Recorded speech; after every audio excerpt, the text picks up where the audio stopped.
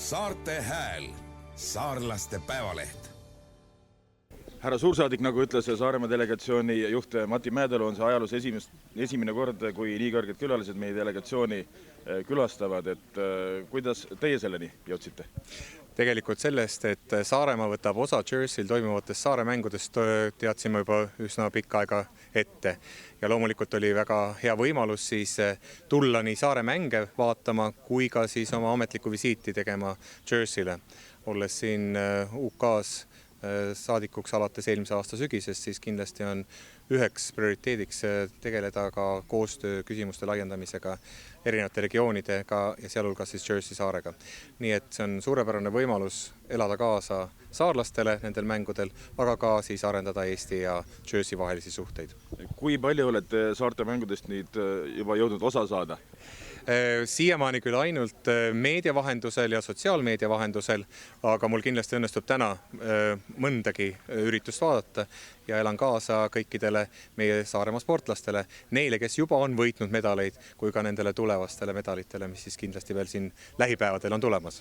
Kohtusite juba Saaremaa delegatsiooniga, oli selline vestlus vabas vormis, milline mulje teil saarlastest jäi?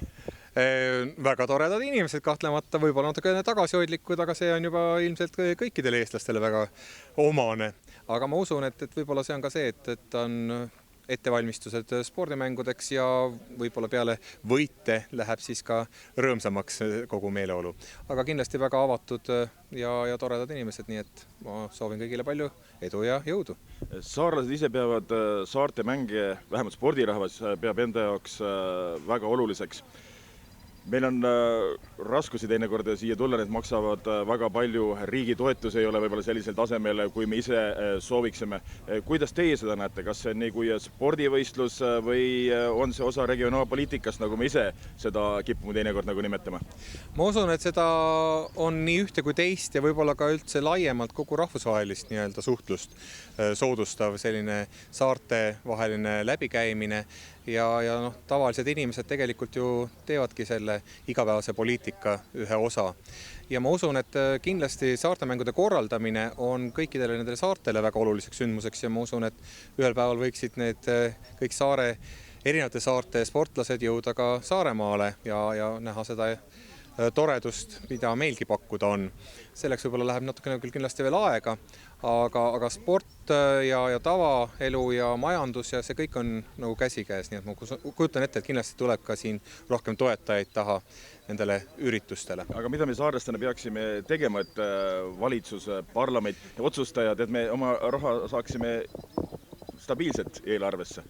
No ma usun, et siin kindlasti on vaja rohkem isegi tutvustada seda nüüd juba küll traditsioonidega, et see pole ju nüüd uus asi, nende saartemängude korraldamine, et rohkem tutvustada ka meile kõigile Eestimaal, mis need saaremängud on, kuidas need aitavad edendada suhteid, nii majanduses, poliitikasuhteid ja nii edasi. Nii et ma usun, et see kindlasti siis viib edasi ka selle võimaluse toetada neid mänge Eesti poolt. Täna lähete vaatama veel jalgpalli, võrkpalli. Loodame, et saate positiivse emotsiooni. Kindlasti. Kollase Saaremaa delegatsiooni särgi tõmbate selga ja valjuhäälselt elate kaasa. No kindlasti ma elan kaasa meie tublidele sportlastele, nagu ma ütlesin, et siin juba esimesed medalid on võidetud, aga alati medal polegi kõige olulisem, oluline on alati osalemine ja see kollane kena rõõmus särk siin päikeselisel Jerseyl annab optimismiks kindlasti palju juurde. Aitäh, et leidsite aega saarlasi külastada ja meie spordivõistlusi käite kaasas elamas ja kui ikka võimalus on, edastage meie sõnumit seal, kus vaja. Kindlasti ja veel kord siis jõudu ja kõigile palju reipust ja positiivsust nii tänaseks kui kogu suveks, nii et loodan jõuda ka sellel aastal veel Saaremaale. Ja, no aitäh, näemist Saaremaale.